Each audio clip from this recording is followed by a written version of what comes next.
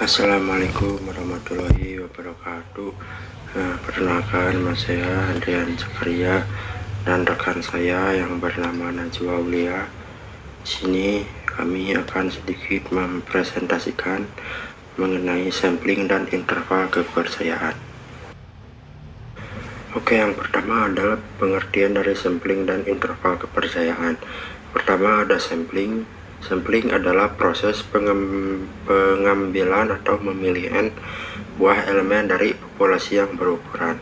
Sedangkan dalam statistik, interval kepercayaan adalah rentang nilai yang digunakan untuk memperkirakan parameter statistik yang tidak diketahui seperti rata-rata populasi. Perkenalkan, nama saya Nazwa Aulia. Di sini saya akan membacakan tentang sejarah, sampling, dan interval kepercayaan. 1. Awal mula zaman kuno abad ke-17. Pada zaman kuno, pengumpulan data dilakukan secara sensus, yakni mengumpulkan data dari seluruh populasi. Kedua, munculnya gagasan sampling. Abad ke-17 sampai 18. Muncul gagasan bahwa kita bisa memahami populasi besar dengan hanya melihat sebagian darinya. Ketiga, perkembangan ilmiah pada abad ke-19. Munculnya statistik matematika mulai mempopulerkan konsep sampling secara lebih formal. Oke, yang keempat ada sampling modern abad ke-20. Ronald Fisher tahun 1890 sampai 1962 adalah tokoh penting dalam revolusi metode sampling. Ia memperkenalkan desain eksperimental dan prinsip random sampling, pengambilan sampel acak. Sedangkan yang kelima ada era komputasi dan data besar abad ke-21. Dengan berkembangnya teknologi informasi, sampling menjadi lebih canggih. Teknik seperti Strathfield sampling, cluster sampling, dan systematic sampling digunakan secara luas. Apa itu sampling? Sampling adalah distribusi probabilitas teoris yang mempresentasikan nilai-nilai yang mungkin dari suatu statistik sampel. Misalnya, rata variance proporsi ketika sampel diambil berulang kali dari suatu populasi. Poin utama yang harus ada pada sampling yaitu tujuan, digunakan untuk membuat inferensi tentang parameter populasi berdasarkan statistik sampel, memungkinkan kita untuk memperkirakan dan mengevaluasi probabilitas berdasarkan kelompok.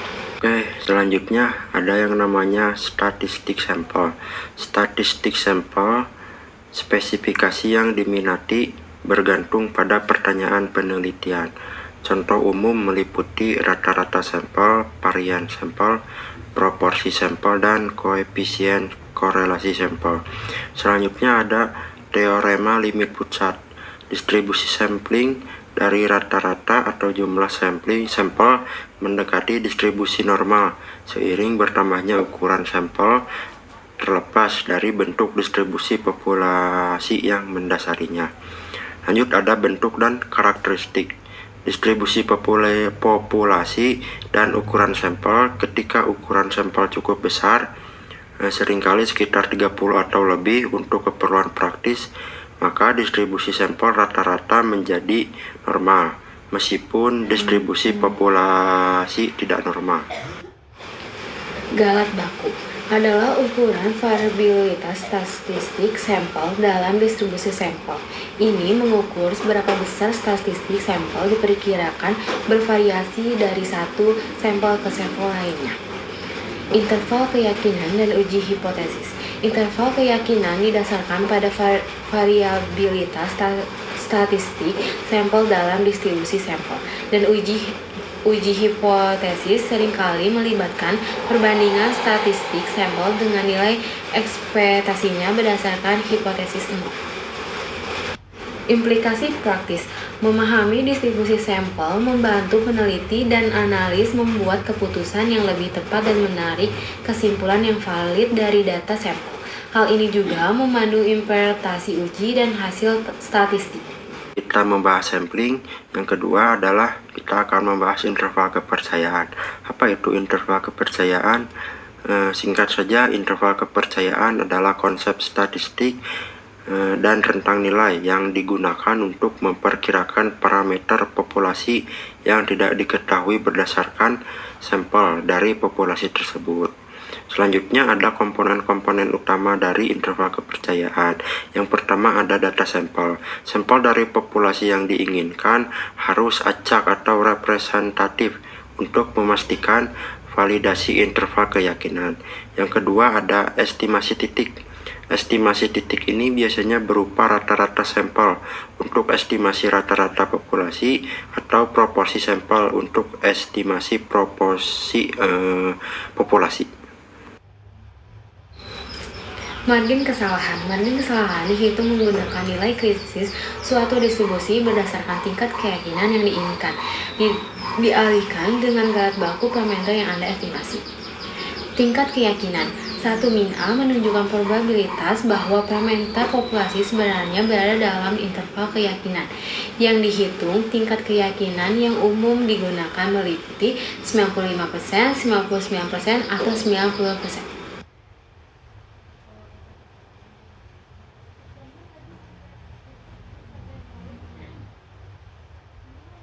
Untuk selanjutnya adalah rumus Excel yang telah kita pilih.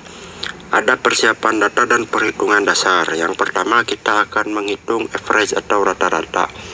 Nah, sebagai contoh di sini ada sebuah perusahaan yang telah diketahui penjualannya selama 8 bulan terakhir. Nah, kita akan coba menghitung dengan rumus average untuk menghitung berapa rata-rata penjualan yang telah dikeluarkan sebuah perusahaan ini selama 8 bulan tersebut. Dengan cara rumusnya yaitu sama dengan, lalu kita tuliskan average, lalu buka kurung, lalu kita blok dari bulan Januari sampai bulan Agustus, kita tutup kurung, lalu klik enter. Nah, maka rata-rata penjualan selama 8 bulan itu yaitu sebesar 52 juta. Oke, untuk yang kedua kita akan menghitung standar depresiasi. Apa itu standar depresiasi? Standar depresiasi adalah ukuran seberapa besar penyebaran atau variasi data dari rata-rata atau mean. Dengan kata lain, standar depresiasi ini menunjukkan sejauh mana sih data-data dalam suatu kumpulan menyebar dari nilai rata-ratanya. Jadi, ketika hasilnya semakin kecil berarti data tersebut mendekati dengan rata-ratanya. Namun sebaliknya, ketika hasilnya besar, data semakin bervariasi atau tersebar jauh dari rata-ratanya. Untuk standar depresiasi ini dibagi menjadi dua. Ada standar depresiasi sampel dan standar depresiasi populasi. Untuk standar depresiasi populasi, seperti namanya populasi, biasanya digunakan untuk menghitung populasi jumlah penduduk di suatu daerah. Nah, untuk sampel biasanya digunakan untuk seperti contoh yang akan kita praktekkan, yaitu sebuah perusahaan yang ingin mengetahui data penjualannya selama 8 bulan. Oke, kita langsung praktekkan. Untuk rumusnya adalah sama dengan, lalu masukkan rumusnya STDFI